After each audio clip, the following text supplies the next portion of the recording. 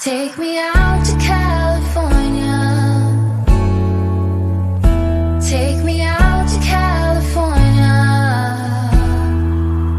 I feel the day is coming to an end, and my eyes are drawn to southern sky. Take me out to California. Take me out to California.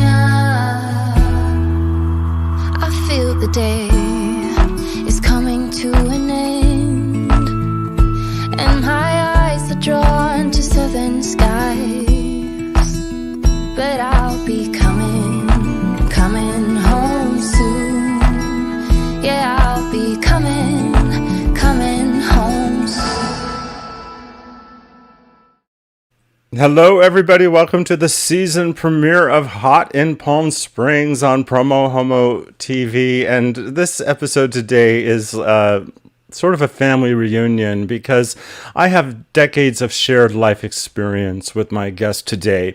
Like all of us, they would normally be out and about everywhere all the time, leading jam-packed personal and professional lives, engaging with our community in exciting and vibrant ways. But bam, the pandemic, which made the I Love Gay Palm Springs podcast all the more important this past year as we all learned to reinvent our lives and engage with one another safely when and where we could. I don't know about you, but when a computer has a Zoom room on it, I really just want to throw it across the room at this point. But celebrating almost 100 episodes and now available wherever you get your podcasts, the I Love Gay Palm Springs podcast is not only a hit, it has become essential listening and, of course, viewing upon the platform, depending upon the platform. So today we'll meet our podcasters, John Taylor, comedian Shann Carr, and Brad Fuhr, who I've known the longest among this bunch. That doesn't mean we're the oldest, but I'm probably the oldest. I shouldn't have brought that up. He's the founder and publisher of Gay Desert Guide. We're going to learn their view of what's transpired since the pandemic began, what's next, and how they're helping us navigate a new normal in Palm Springs and the Coachella Valley. I know that I've been grateful for anybody working in independent media who's been active during this time. For their support of my show, I want to thank DAP Health.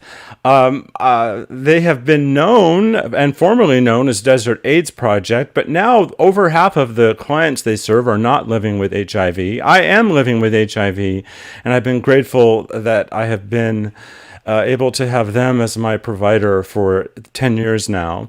And of course, I want to give a shout out to 849 Restaurant and Lounge, who have been supporting my show for a long time. I don't know about my guest, but I never get tired of the 849 burger. Save the date. So, I'm the official worldwide broadcaster of Palm Springs Pride, and we now know enough about the where we are in the pandemic that we can successfully say, save the date. If you're coming from out of town, the main events are always the Friday, Saturday, and Sunday at the end of Pride Week. And Hot in Palm Springs and PromoHomo.TV is a proud media sponsor of the Center, creating vibrant community. If you're wanting more connection in the Coachella Valley, check out thecentercv.org. And guess what? I now have merch on Amazon. If you send me a selfie with the merch and with your permission, I'll put you in the show. Beginning in June, I'm going to have a limited series here on PromoHomo.TV focusing on my Living Powerfully with HIV memoir called Life Positive, A Journey to the Center of My Heart. If you want to join with that series and you want to have the book, you can find it there.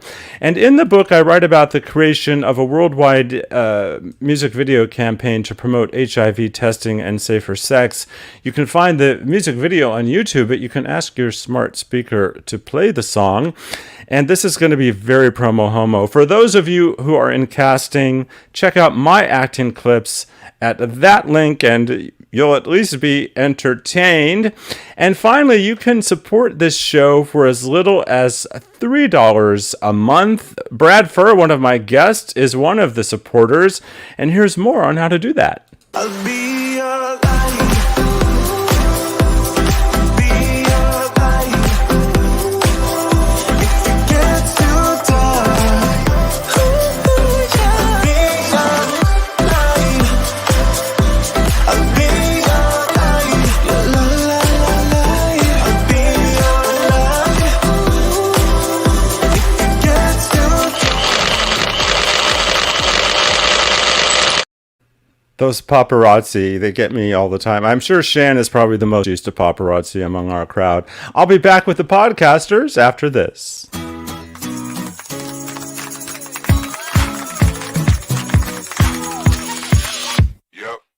Live your life like a dreamer. Fly all over the world. Open yourself so the world can see. You're a beautiful pearl. Live your day like you mean it. And don't forget who you are. You're free to go anywhere. There's no distance too far. So, who's on the show today? I Love Gay Palm Springs with John Taylor, comedian Shann Carr, and Gay Desert Guide's Brad Fuhr.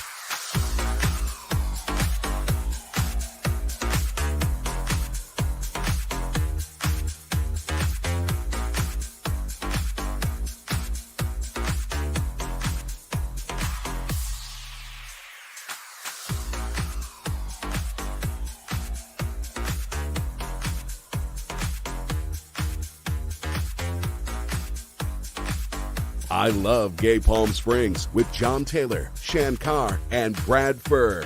Follow us on Facebook and Instagram. Listen on Apple Podcasts and wherever you get podcasts.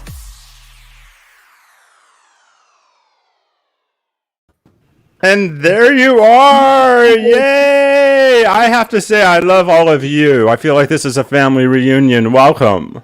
Thank you. Hello. It is Love back at mutual. ya. Yeah, you Thank look great. you. Thank you so much. I've lost 60 pounds in the last 2 years, Yes, and you have. and almost 40 of them in the last year intentionally. Yeah. Well, it's For looking people who good, are man. thank you. For people who are watching live, if you ask a question or make a comment, you may be featured on screen, just like this. So, I really do feel like this is a family reunion because in the pandemic, we just, you know, you all three of you are people that I would hug if I saw you, and we would be seeing each other all the time. But that has not happened. And of course, one of the things that you were already doing when the pandemic began was the I Love Gay Palm Springs podcast.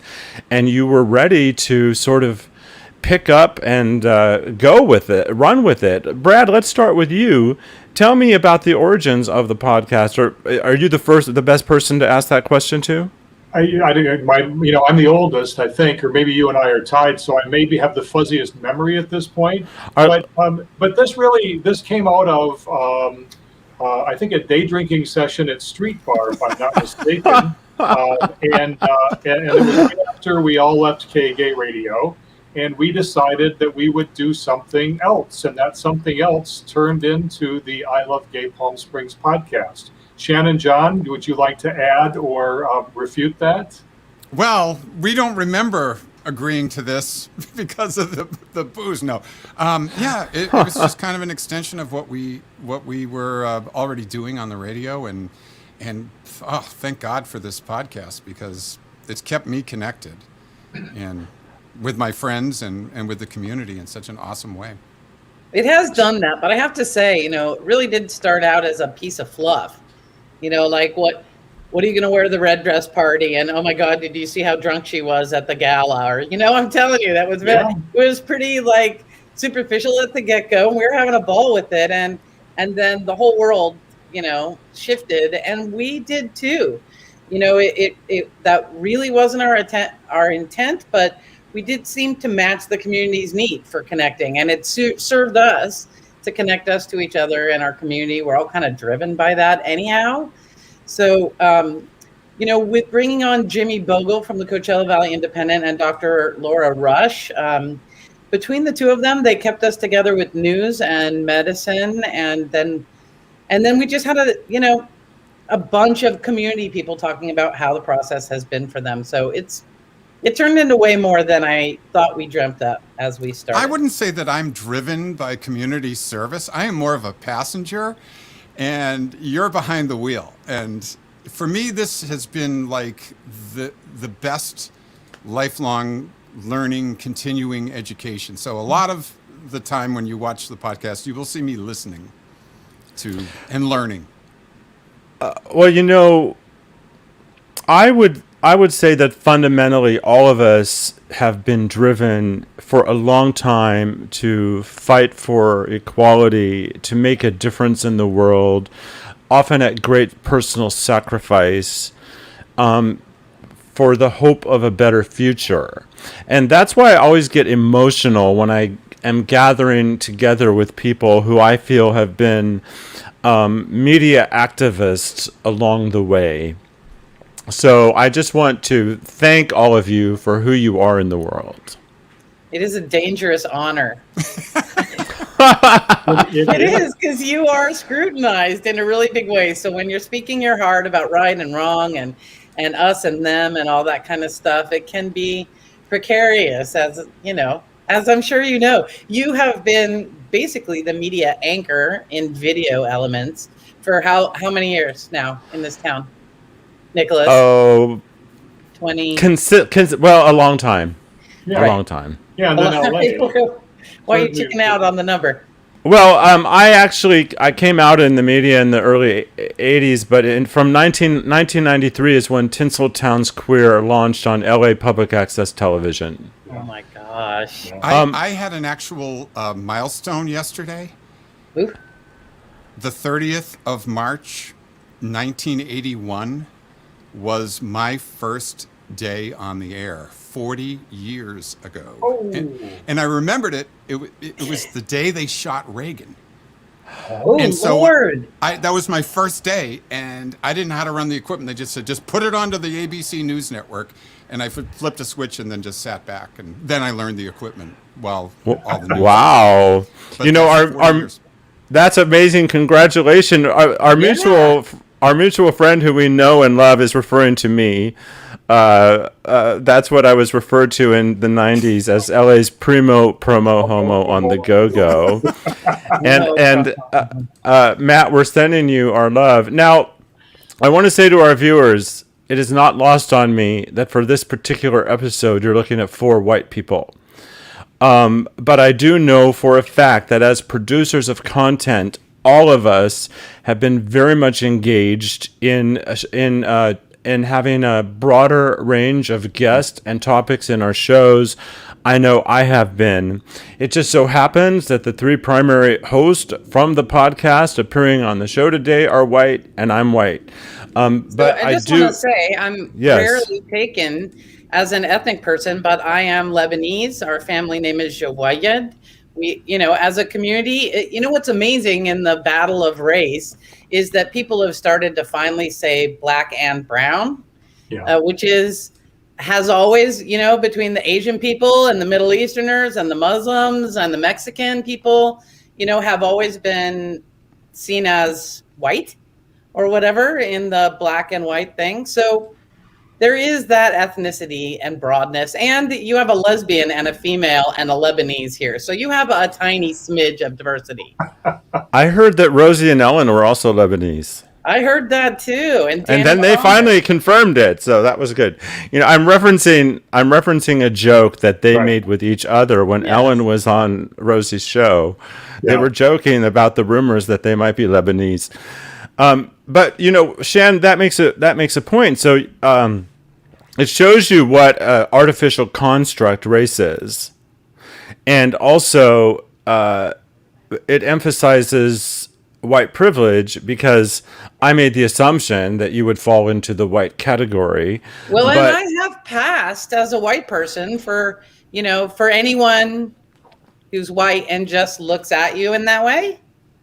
So it is it is a construct one by one. We all right. So we are. Go ahead.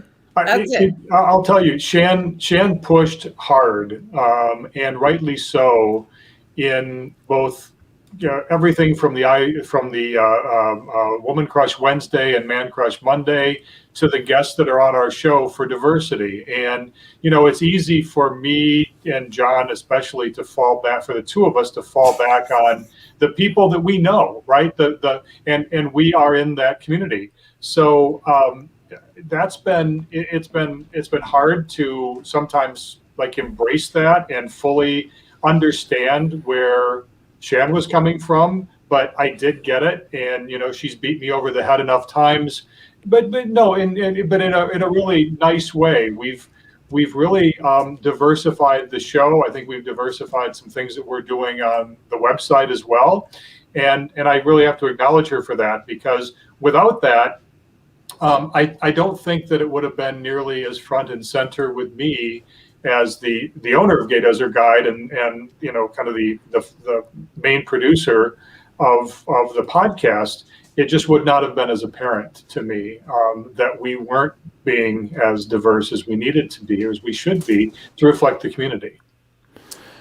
Well, thank you for that. You want to add something, John? Yeah, well, we're also lucky that Shann has been a volunteer activist for so many years, so she's already done the heavy lifting within diverse communities and their constituencies and coalitions. So we have the Brothers of the Desert, we have the trans community, we have different groups of people that are clustered together but welcoming to all of their allies. So becoming allies is kind of like what it's all about. What do you think? Well, thank you all for that. And now for viewers, if you go to PromoHomo.TV, it's very clear how to submit guest and story ideas to my show. How do people do that with your show? Mostly they've come through Brad knowing them or me knowing them. And that is, I have coasted on the coattails of the gay male community. I've spent my whole life working on gay male cruises and writing for gay male publications and being involved in gay male everything. And I have never done anything to help women along. And so it's been an awakening for me as well. And so it is a struggle to be the one to say, hey, we really need to have some people of color. We really need to have some women, because it isn't looked at it's looked at as a confrontational situation, an attack. And so it's hard to do it. I have coasted by and not stood up for anybody for my whole life. And doing it has been difficult, but I have to stop you, Shann, because I even though you might have not been as aware as you could have been on how to drive specific issues and consciously engage with the women's community the way that you did with the men's community, which often came out of your profession as a comic, right. Just by being yourself fearlessly in so many ways across so many decades kind of cancels out that sort of I haven't done anything view. So I just want to I've come up with a label for myself recently through writing. I'm the gateway lesbian. I'm the gateway lesbian. Right? The gateway lesbian that kind of makes gay guys realize we're not horrible and we're funny and to extend themselves. Do you still think that all right, so one of the things I love about my show is I don't script it. I let the conversation go organically. But I'm wondering, do you still think that there's this anti-lesbian sentiment in the gay male community? Do you still think that exists? It doesn't exist in my life. Yeah. But are any of you seeing strong evidence of that? Yeah. All right, John, chime in, John. Well, I'm not a member of the lesbian community, but I've been I have a family member who was, the first gay out person. So I spent a lot of time with lesbians of an older generation every holiday. And I just think that people, we've become more tribal, if anything. Here. This town is but just overall in the world. Yeah. Well, you're right. Everywhere. And, you know, because especially when things seem like they're a little out of control, you just kind of stick with what's safe and what you know. And it does take an effort. And, you know, I noticed, like, if I said, I haven't really done anything in the community, Nicholas would not say, well, let me stop you, John.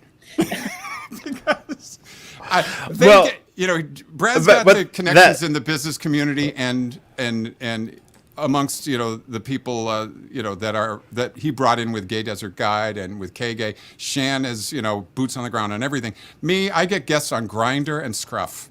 But then we finally have some eye candy, so that is valuable. That is a necessary element. Okay, because Brad hasn't, I haven't included you for a moment, Brad. I want to ask a sort of a hot topic question. Okay. And I'm gonna let Brad respond first. So, you have two very popular features. I was working more closely with Brad when this happens.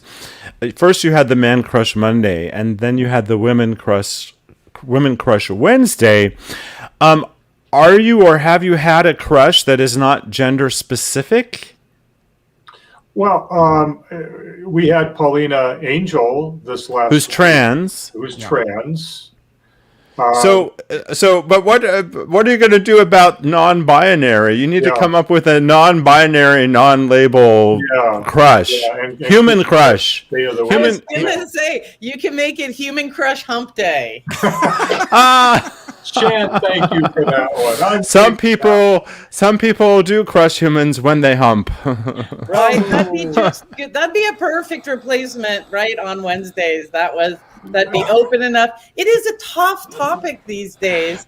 I mean, even being a lesbian is not inclusive enough. Like, I can't call myself a dyke without pissing people off, right? Yeah. Oh, can I say that? Yeah. You can say whatever you want. Oh, sorry. You can say whatever you want. This is floodgates are open. Here comes trucker mouth. No. You guys retrained me a little bit on the radio. I can be harnessed. I didn't even know that, but we knew you could be harnessed, but that was from information you previously disclosed. I'm a top. I'm just. I want to give you a question, and I'm going to let you think about it. I want to ask you, what do you think? What has been the most difficult or challenging story that you've covered on the podcast? All of you think about your own answer, and while you're thinking, I wish I had that background music. I just want to bring up one of the places where people can find the podcast, which is actually on your Facebook page, which I'm showing there right now. I Love Gay Palm Springs. Thank you very much. Thank you. The Match Game Think music. Hey. Thank you. I appreciate that. That is how the Facebook page looks, and there are actually now 90 episodes there for people who are watching. And of course, you can also go to gaydesertguide.lgbt for so much more. But having showed that off, who wants to jump in first with the answer to my question? Wow. We have not really been of huge substance. There hasn't been a terribly difficult story to challenge. I have one right now. I'm going to push on them, which is, again, the story about the young woman who was murdered here in Palm Springs. I went to the little police thing last night. I missed them discussing it. But I mean, that was a murder inside the lesbian community. It happened 2 months ago.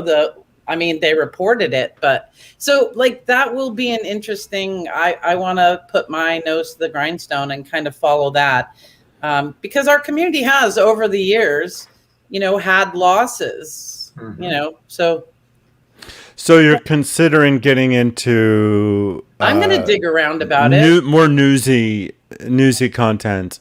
I think we've done that during the pandemic. I mean, two things that Shann brought to the table, one was Dr. Laura Rush. That's been a very important segment because she's really been on the front lines. She does her homework and research. She's with Kaiser, and she's been a huge relief in some ways, and a warning sign in other ways for us, putting up the red flag when we need to be more cautious.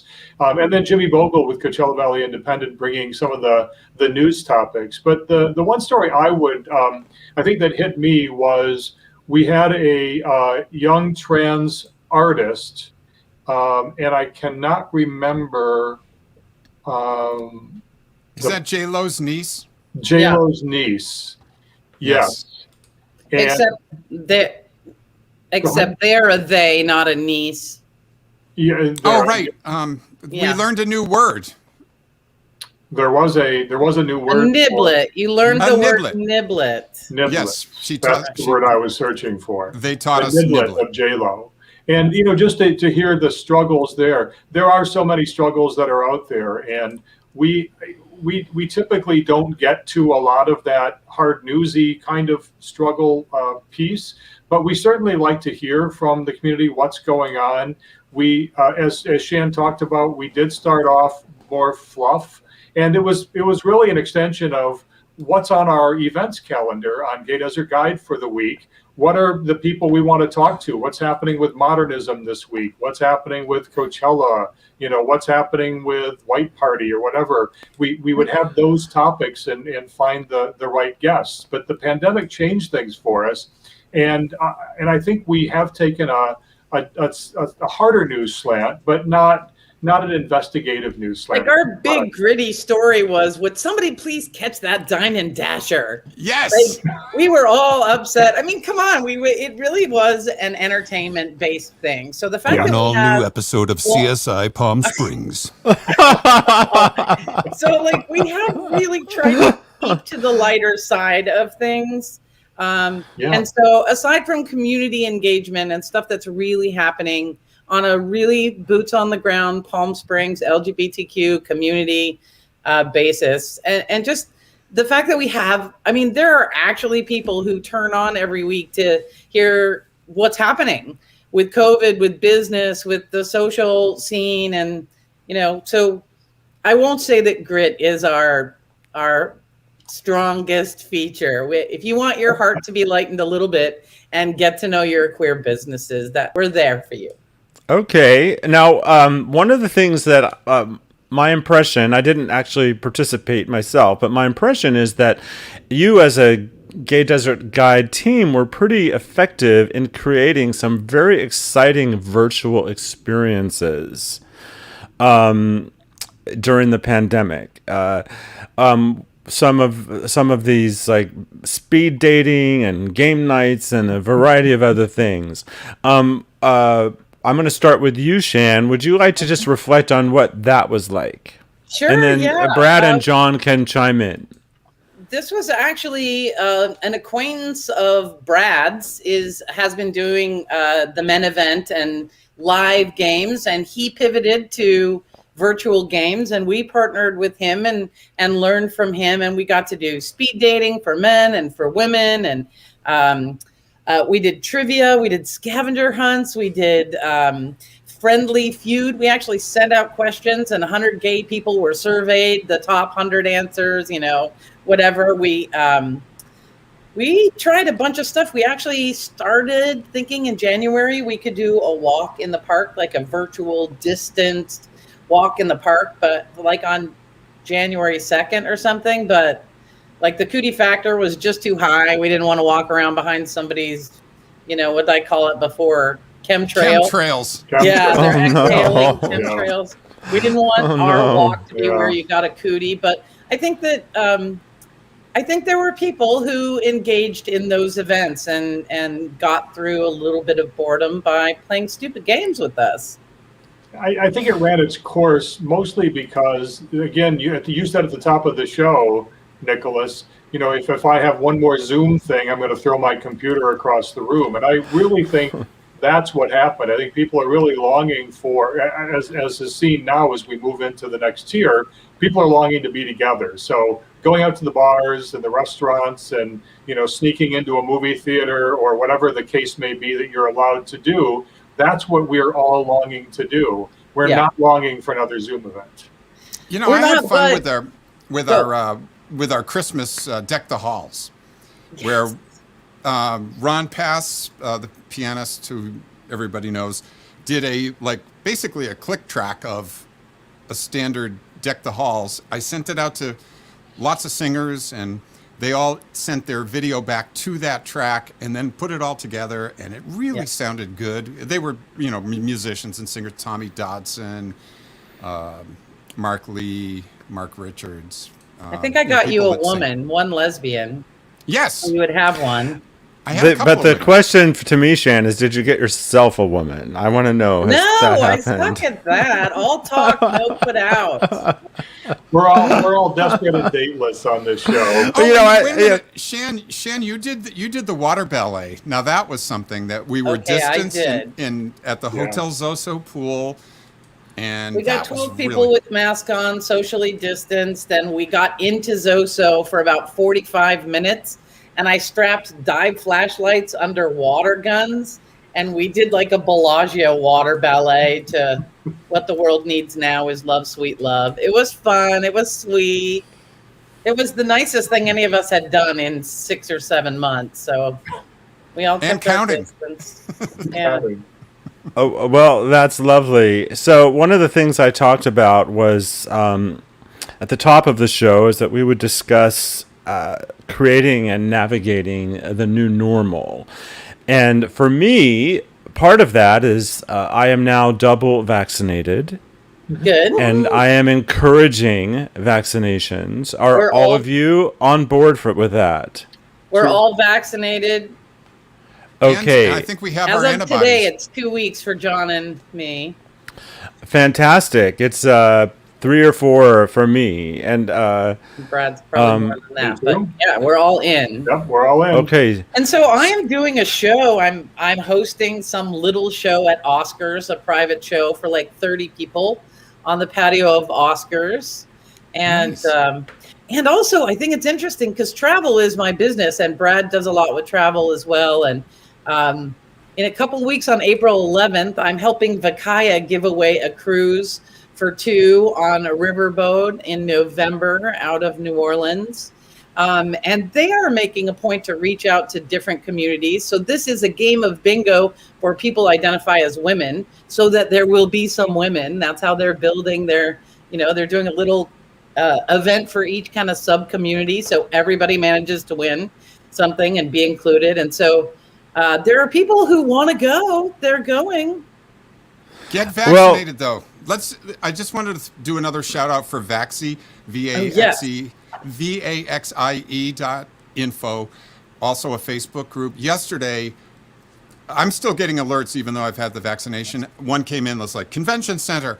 You can get an appointment if you're above the age of 16. And my roommate went over, got it.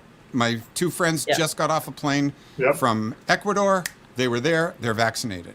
Yeah. And it's that up to the minute as far as the information goes for people that have not been vaccinated. VAXIE.org, you said? .info. .info. And there's also a Facebook page, and it's manned by Easy. volunteers. Yeah.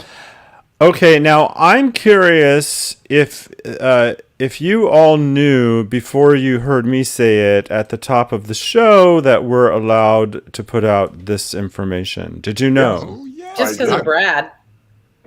Yes, so I'm so excited that we're moving toward another Pride celebration because there is just so much that, frankly, and actually, I was speaking with Ron DeHart, the president of Palm Springs Pride, who explained that because a lot of other individual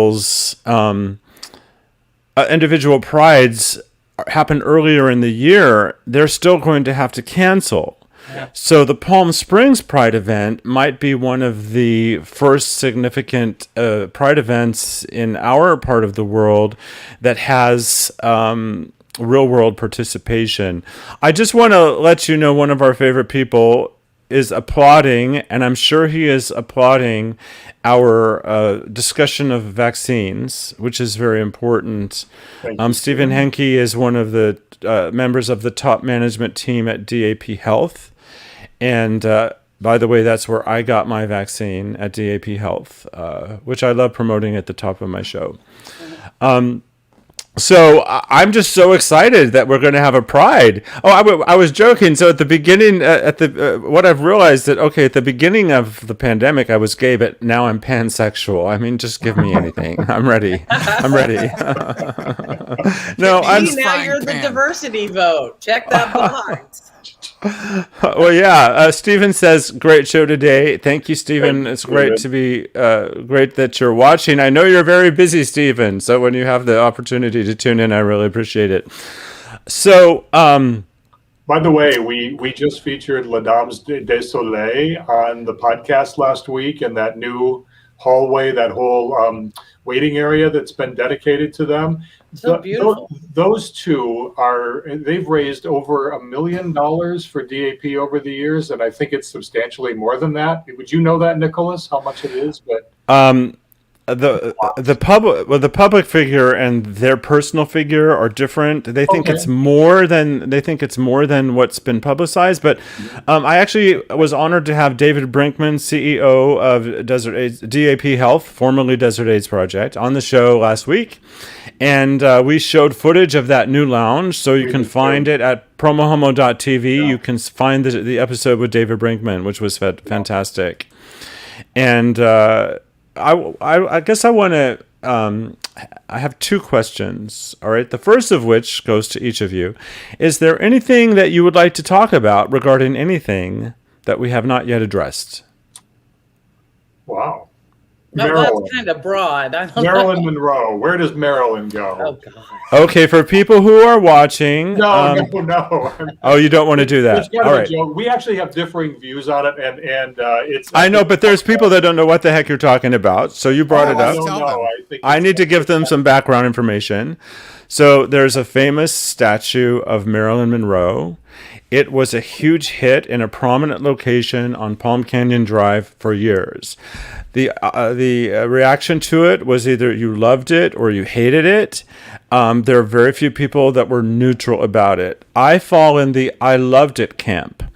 For anybody who doesn't know, it's a 27-foot representation of Marilyn getting her skirt blown up from the movie The 7-Year Itch. Yes, panties and all. Panties and all. Well, fiberglass panties. Right. And there was a huge effort for many years to bring Marilyn back. They finally arranged to have that happen. PS Resorts raised a lot of money. I think they purchased Marilyn, and there is a temporary location set for Marilyn that is smack dab in front of the Palm Springs Art Museum. Opponents of the placement of Marilyn there say that it's just inappropriate for that statue to be put in front of the most iconic mid-century modern buildings in our city. And now there has been, as of, this is March 31st, 2021, the courts have ruled that the preparation for the installation of Marilyn in that location, a lot of alliteration there, has to stop until the April 9th court date.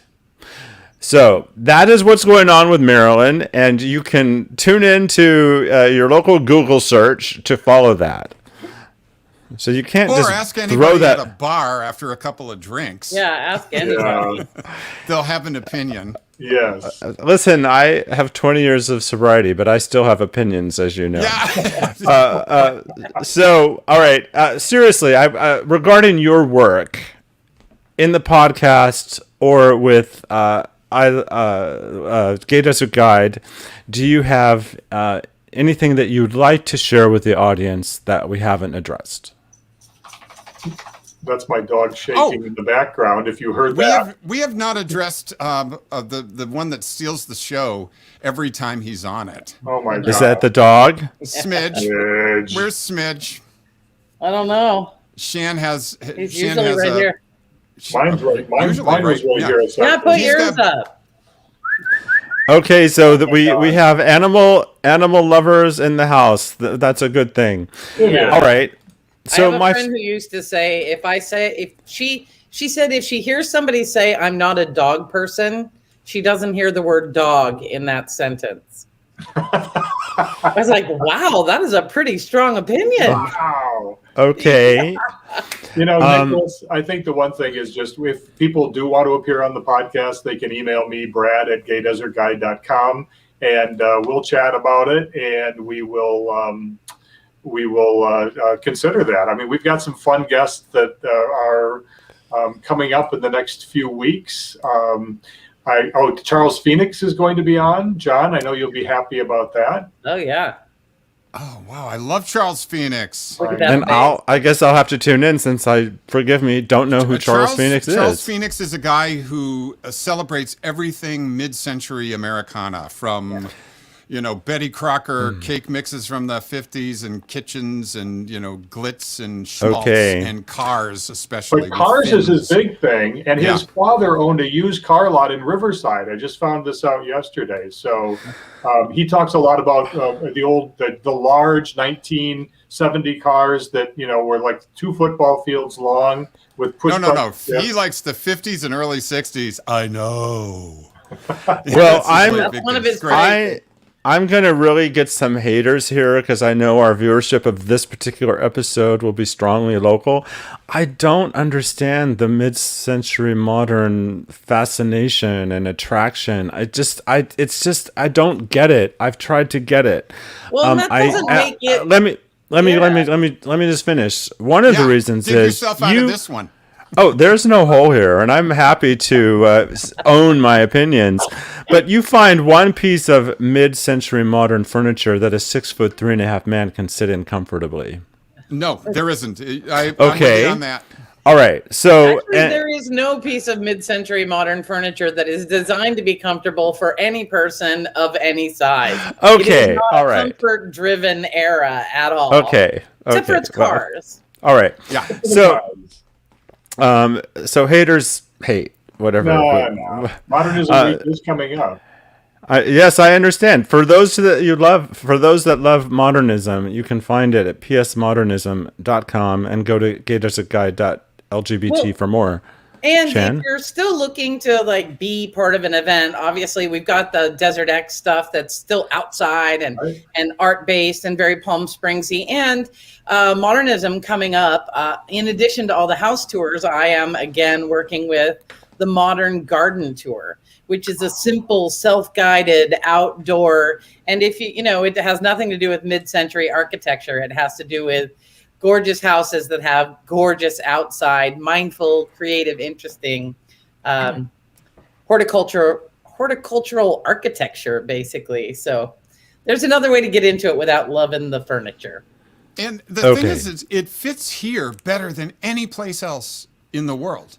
If you go to New England, you need weathered shingles on a house. You can't have that kind of, here, with the mid-century modern architecture, we got all this light and the mountains and the palm trees and the views. It just fits here. It's very sort of organic. I know when I moved here, I thought it was basically could be described as when the Jetsons met the Flintstones. That's kind of our architecture, I think. Well, on that note, I'm going to ask you a final question, but give you some time to think. I want you to leave our viewers with a word of hope, something that has to do with hope for the future. But remember, your mics are live, and I'm going to remind people right now where they can find your show. I Love Gay Palm Springs with John Taylor, comedian Shann Carr, and Gay Desert Guide's Brad Fuhr.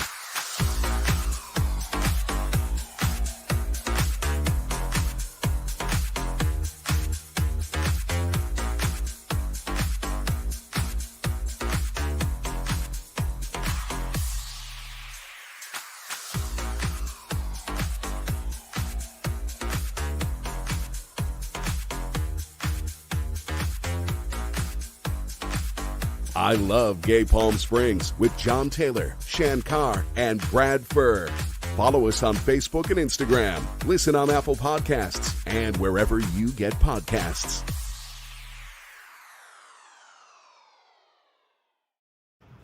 I'm here dancing to the little vibe of your soundtrack. It's a good So, by show of hands, and I'm going to pick you. Who wants to go first with a message of hope? John Taylor, take it away. One word, love. It's Love. in our title. It's our middle name on I Love Gay Palm Springs. Love. I love it. Right. Who wants to go? I do Shann. love that it. Oh, Go have ahead, I been Shann. selected? Okay. I do love. I heard John say that once before. The fact that love is our middle name. I totally love that. But my piece of encouragement is to try to think about light and love and laughter and lifting each other up. So, like, just shoot for the positive, pull for the light, see it. Like, try not to destroy. You know, like, okay, here's a funny. I posted something saying I was seeing a girl with a lazy eye, but she was seeing someone on the side. Okay. That is funny, but so many people went crazy. Like, that's mean to people with a lazy eye. I'm like, I have a lazy eye. So like that, do I get to, so my point is let the light exist. Try not to tear down at everything. If it's good and it's bright and it's meant with love, try not to cancel it. Okay, and Brad. And I think I would say that we in the Palm Springs LGBTQ plus community, we need to lead. We have a place and a purpose in the world. We are known as the most LGBT friendly place on earth. And I think it's incumbent upon us to lead the world and lead some of the charge of what's going on with new younger people coming into the area after COVID, and with some older and very wise people here as well. It's a great mixture between those two. And I would just say that we have to take that leadership role, and that will go forth in the world. Hot in Palm Springs is brought to you by the letter L. Love, light, lead, Laughter. lighten up. That's right. Okay. You know, so I want to talk about some hope as well. If you're living with HIV, it's not a death sentence. As someone living with HIV, I can live a long, powerful, prosperous, thriving life. And if you are HIV negative, science has advanced to the point that you can take a pill that will prevent you from getting HIV. So we can see the light at the end of the tunnel in terms of bringing the HIV and AIDS epidemic to an end. And I want to give a shout out once again for DAP Health for their ongoing support of this show, but me personally.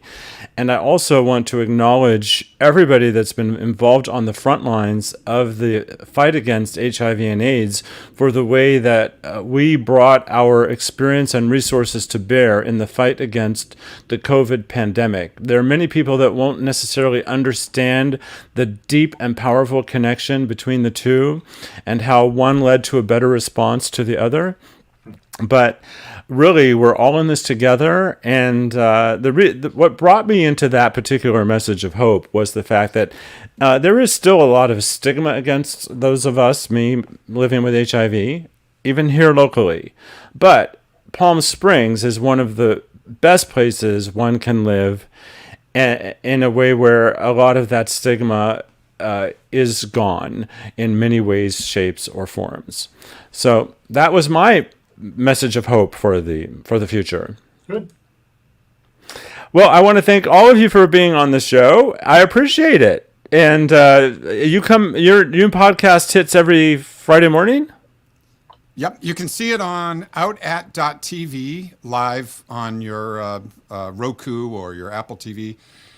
Starting at 10 a.m. on Friday mornings. At 11 a.m. we have a Facebook premiere, and we monitor it and answer questions and put up links in the comments while that goes on. So yeah, that's Friday. Well, I admire all of you, and I appreciate you taking the time to be on my show. And if you hang out, we can have some post-show dish right after this.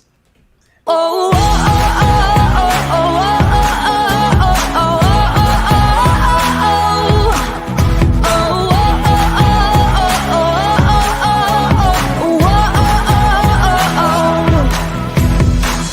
Don't you ever stop smiling.